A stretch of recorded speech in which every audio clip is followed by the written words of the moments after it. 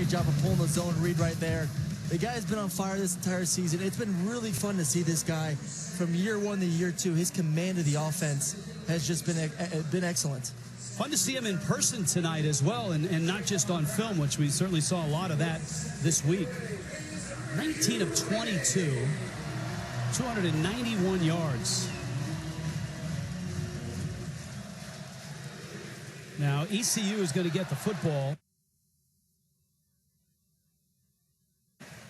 to start the second half. Trayvon Brown, a seam, and Brown is out to the 29-yard line. Let's check in with Cassie McKinney. Cassie? He's caught up with both coaches. Coach Frost told me that he's very pleased with the way his team came out to play, that showed in that first drive. He actually told me every week he worries about his team's mindset and guarding against overconfidence, but he's impressed with his offense so far. Said on defense, we've uncharacteristically missed some tackles, so we can't sleep on ECU's offense. As far as Scotty Montgomery, he said we gave up 291 passing yards. We have to make sure our safeties are aligned right. He said he's not certain how long Thomas Sirk will stay in, said we are not protecting him enough. He's taking too many hits, said I'll pull him if we can't continue that. All right, thank you, Cassie. ECU's first possession. This is Darius Penix. He had a 55-yard run that set up the first score for the Pirates. And, of course, the Knights of UCF in Orlando on a really nice roll to start the season. They are number 22 in the country. They are 4-0, 2-0 in the American. You're going to see another run here, five-man box. For ECU, they wanted to establish a run game early in this game. They've been able to do a little bit more towards the end of the second quarter. Sirk on a draw. Anderson is swallowed up. Jameis Pittman not only can catch touchdowns, but he can lay some hits on you as well, number 5. See, I don't like this call right here. You're doing a great job. You have a light box, five-man box defensively. Talk about 3 D linemen, 2 linebackers. Keep pounding it with the zone run. Let those linemen get off the ball. If you run a draw, you allow those guys to get right back into the quarterback's lap, into the running back's lap. And now it's a 3rd and 12, a situation you don't want to be in. Too many 3rd and 10s, too many 3rd and 12s. You're going to see drop 8 right here by the defensive guys. Keep everyone in front of him. Got a little screen. Sirk rolling, hits the screen. That's Anderson, and he falls over after a gain of maybe 3. And so East Carolina comes out and goes 3 and out. Yeah, not the start. They finished off the half well offensively, being able to move the ball. The key was a little bit you saw in the first half, big plays down the field. Run the ball with the zone when you have a light box. Then when they want to play man-to-man defense, take that shot downfield. And right there, they kind of got off what was working. Remember, Mike Hughes took one back for a touchdown that was called back. And Hughes gets outside here and down the sideline inside ECU territory. UCF has great field position, as if Mackenzie Milton needs it. The sophomore quarterback goes back to work here tonight. Yeah, he doesn't need this plus territory to start this possession off. They've shown that they're able to move the ball up and down the field, whether it's inside the 10, inside the 20. He's just been in great command. I think he may have missed 1 or 2 throws that first half. That's about it, where it was a little inaccurate. But other than that, he's been putting the ball on the money. And it helps. We were talking about just the amount of athletes that have out there. Guys are running wide open. The offense line has done a tremendous job of protection as well. Milton on play action, fires it up the sideline, and it's caught, but Gabriel Davis is out of bounds, and it's incomplete. Trying to get the back shoulder throw. Does a great job coming back for his QB, just can't drag that foot down. Impressive throw, though, to throw the ball about 25, 30 yards across the field from hash to about out of bounds. Shows that the kid, about 5'10", at quarterback, McKenzie, still has the arm straight to launch it over the field. This is Killens, and he's got about 2 yards. Jalen Price made the stop. That's a gain of 2. I think for ECU right now, continue to play discipline. And also, when you get in these 3rd and long situations, I want to be interested to see if they decide to bring a 5th rusher, a 6th rusher. Because if you're going to let McKenzie continue to sit back in the pocket, he's going to pick you apart. McKenzie on 3rd and 8, little center screen, and Killens was in traffic, and the ball floated over his head. It's a rare misfire from McKenzie Milton. Yeah, a little lackluster to start this second half off. And this is what Scott Frost is talking about this at halftime with Cassie down there is his guys not becoming complacent, continue to understand that there's a lot of season left, there's a lot of work to be done. And every time you step on that football field, you have an opportunity to get better as a player and as a team as well. And remember, they lost an opportunity to beat a Power 5 team in Georgia Tech and add to their resume. A little later on, we've got San Diego State and Boise State here on CBS Sports Network. That's a terrific effort by the special teams to down it right at the 1-yard line. Thomas Sirk, 9 of 21. He's been hit, sacked once, and hit a lot more than that. He's been hit a lot this season in general. You turn on the film every single game, he's getting hits to the legs, he's getting hits to the upper body, and it starts to wear on you, not only physically but mentally as a quarterback. You get a little worried back there in the pocket, like where's my next hit going to come from? To the sideline, Jimmy Williams makes the catch. Flag goes down. So a flag down at the 11 after the catch. Yeah, you're going to see a hold on the outside. Steve Baguette going against Griffin.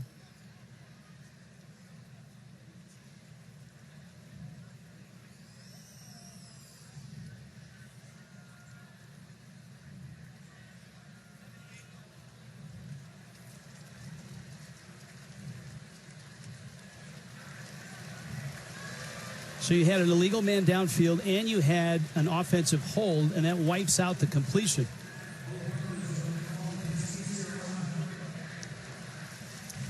And it wipes out a good play. You put yourself in a chance to be 3rd and 1. Now you're back to 2nd and 9. And the goal for this team right now is just get out of your own end zone. Get a first down. Maybe get to the 10-yard line. Let your punter breathe a little bit. So maybe get a play 5-6 yards right now.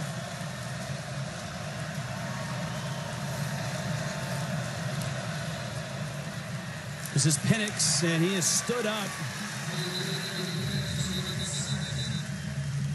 Gabriel Luyanda, the junior out of Tampa, made the stop. Great read by Gabriel.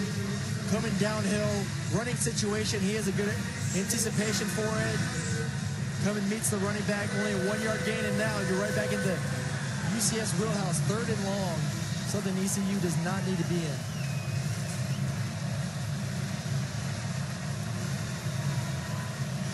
And the bounce house starts to jump.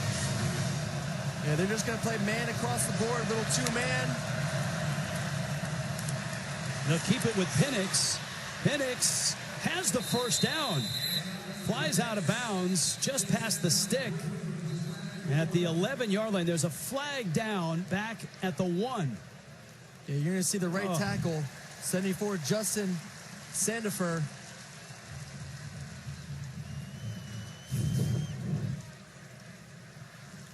Going to get the hold right there. Drags Titus Davis down to the ground. That's going to be a penalty every time.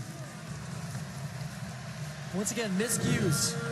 Miscues for this offense, miscues for the defense all night. You get a big play, then it gets wiped off with a penalty. 1 step forward, 2 steps back for ECU. And they're still right back where they started at their own 1-yard line.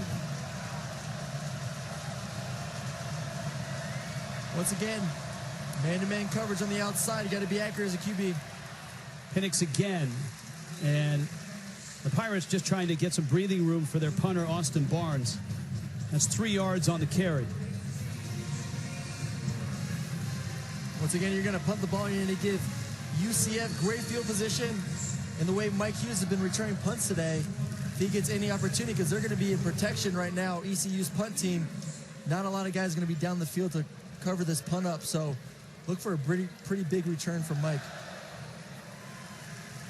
Austin Barnes backed up. Mike Hughes is waiting, shy of midfield.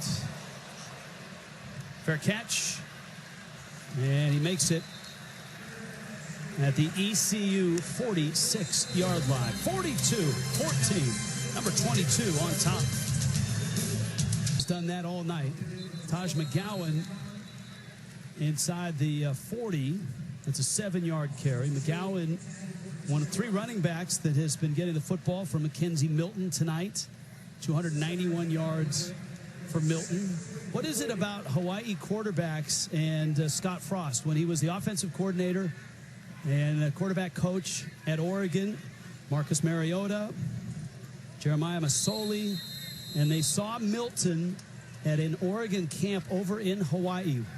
When he got this job, he called his number. That one in the air and in the hands of Traquan Smith. That's an impressive pass right there, but you have a similar guy. He might not have the 4.4 speed that Mariota has, but he can run around, he can create with his legs, and right there he demonstrated that he can make the passes down the field as well. Another quick flip caught there. That's Gabriel Davis inside the 10. Davis is down to the 8-yard line. So, where do they find this guy? On the islands. And there's some great football over there. We talk about those 2 guys, Mariota and Masoli. Remember Jason Gesser, who led Washington State to the Rose Bowl? A lot of talented QBs, and Scott Frost done a great job of developing this kid too, because he wasn't this good last year. You know, he was good. He showed some great signs that he could be a great quarterback. A lot of work to do, fundamentals, the way he was throwing the football, his decision-making, making easy throws. And as you see tonight, he's worked extremely hard to become the quarterback he is today. Lost in translation, I think that play was. And a timeout for UCF. Not much going wrong for the Knights.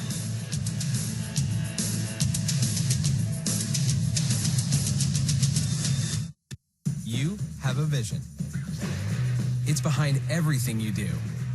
Even when you least expect it, it comes through. You know what you want, and we can help make it real. You need choices? We've got all kinds, including special finishes and papers. And they're all absolutely guaranteed. Because you have a vision, and we have your card. 500 start at just $9.99 when you enter BC500 at Vistaprint.com. Mackenzie Milton thriving in this Scott Frost offense at UCF. Fires behind his receiver. Was looking for Cam Stewart, and it's incomplete. And of course, Frost is a guy who played on both sides of the football, remember, not only in college, safety quarterback at Stanford, but also in the NFL. He was a defensive back and a quarterback in the NFL. Verizon Red Zone here. 3 for 3 with touchdowns so far tonight. McGowan racing for the pylon. And I don't think he got it. He's got the first down, though. It'll be 1st and goal from the 1. Devon Sutton ran him out of bounds. Yeah, once again, UCF's goal, how fast can we get to the outside? Right there, once again, just another playmaker, another guy that you can get the ball in your hands and just outrun the defense. They're just faster. At the end of the day, better athletes. They've recruited well in the state of Florida. You get those fast guys, those track guys out there. Boy, McGowan is just smothered by Raekwon Purvis, the redshirt freshman out of Plymouth, North Carolina.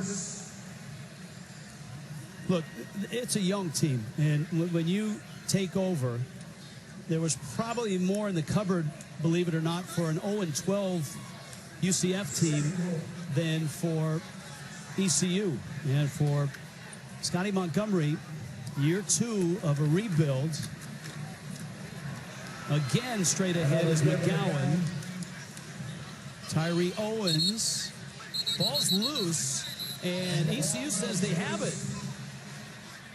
They emerge with it, and they do have it. How about that? UCF fumbles. And a nice goal line stands for the very young ECU Pirates. I think you're going to see here Tyree Owens, number 56, stripping the ball away.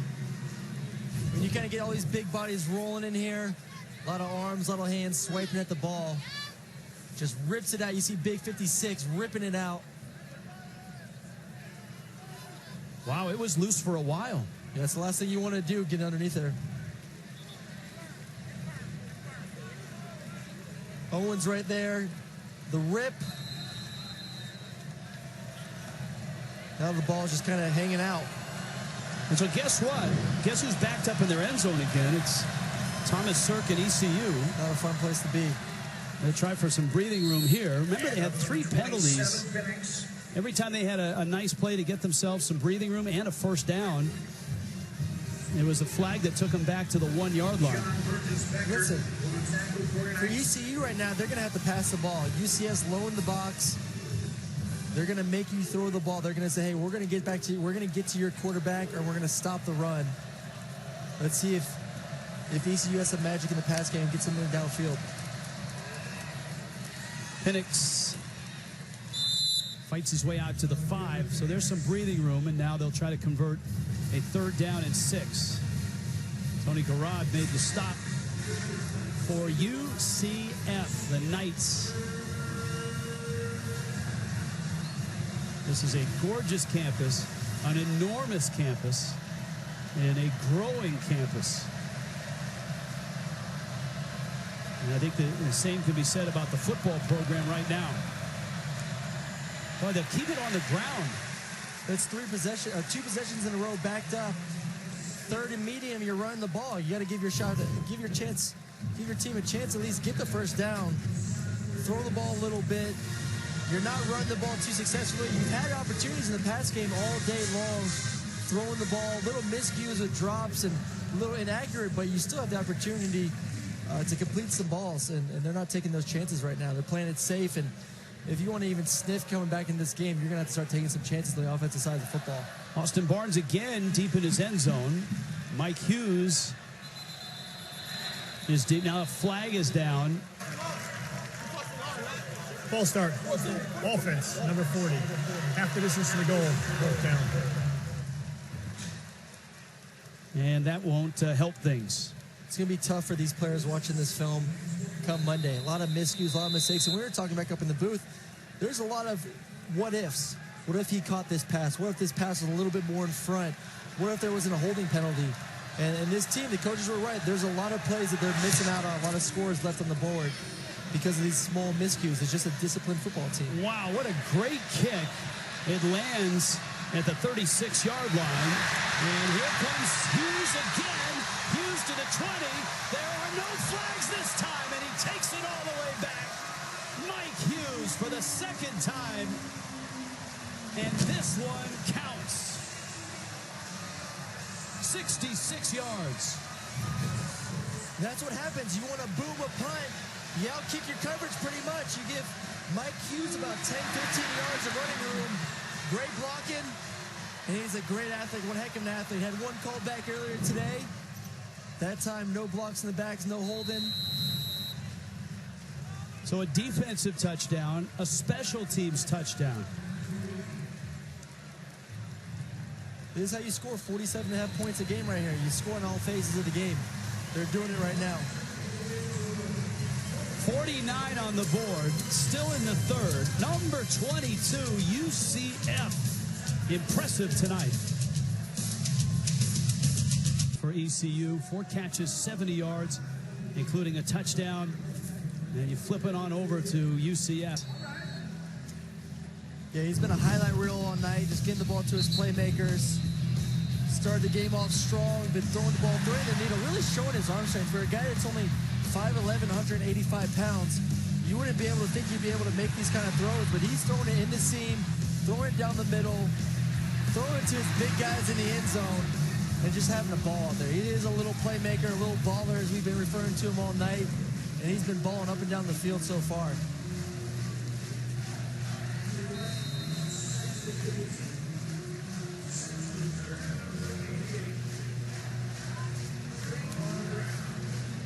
Spectrum Stadium, bouncing as you would expect, though I think some of those tailgate parties have resumed out on the grounds around. That is Trevon Brown for ECU. That's a 66-yard punt here. Yeah, we've been seeing some impressive punts all day, but you want to look at out-kicking your coverage. I mean, look at the closest defender you have once Mike Hughes catches the ball. He's a good 15 yards away. You give him that kind of space to run, to get his momentum going, to set guys up with blocks. That's dangerous. I know you as a partner, you want to kick it as far as you can, but sometimes hang time is just as important as distance. And right there, you put your kicking team in a bad situation against a superior athlete in Mike Hughes, and it's an easy touchdown. And of course, Hughes took one back for a score that was called back. We got a new quarterback on the field for ECU, Gardner Minshew. Minshew has started this year, the junior out of Brandon, Mississippi. We'll see if he can kind of put a little spark in this offense. The key right now is, yeah, you're down 49-14. The chances to win this game are slim, but let's continue getting better as a team. Let's continue getting better offensively, defensively. Find who these playmakers are, because they are playing a lot of young guys, a lot of inexperienced guys. So this is all valuable time for these guys to get out there and play.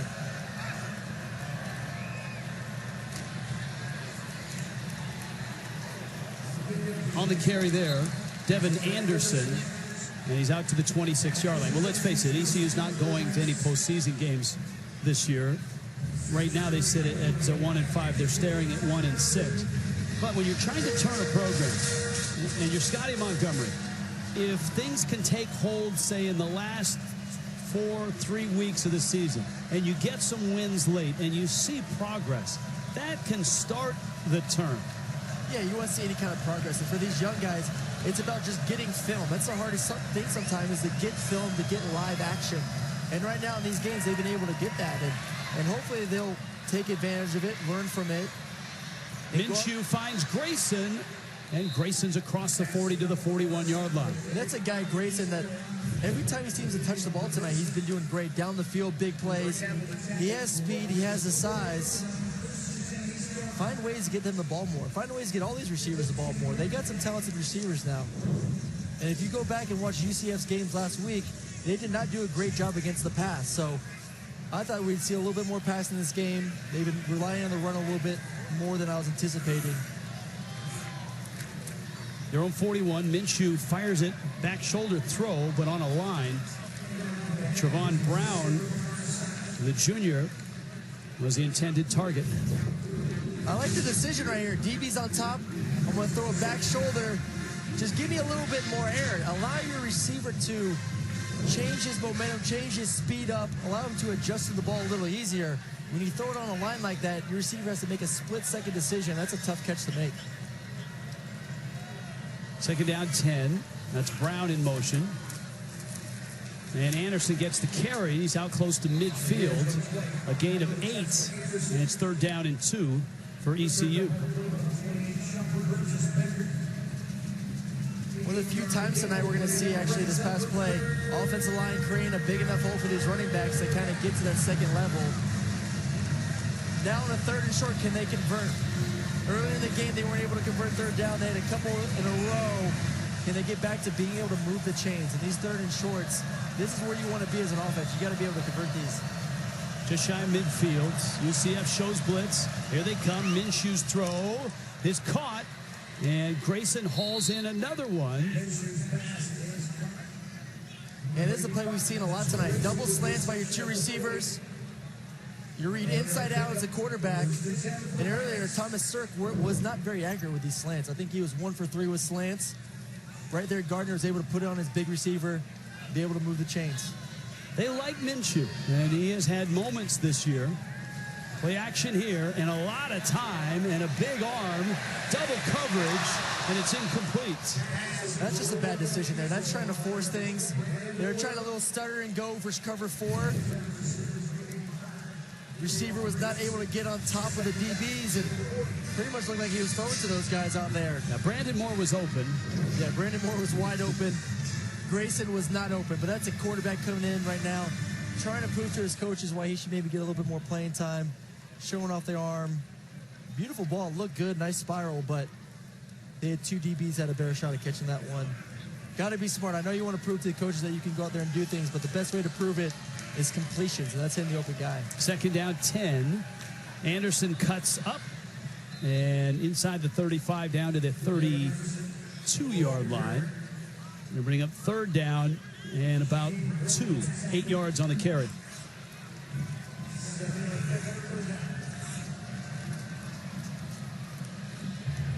Anderson this time hit pulled back, stays on his feet.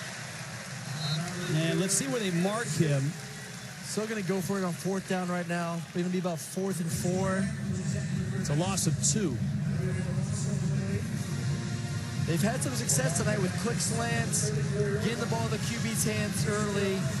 It's been helping the offensive line getting the ball out. In this situation, your whole playbook's open. And Scotty Montgomery calls a timeout. I don't think he has the right personnel on the field. And so on 4th down and 4, 46 seconds left, 3rd quarter. Number 22, UCF up big.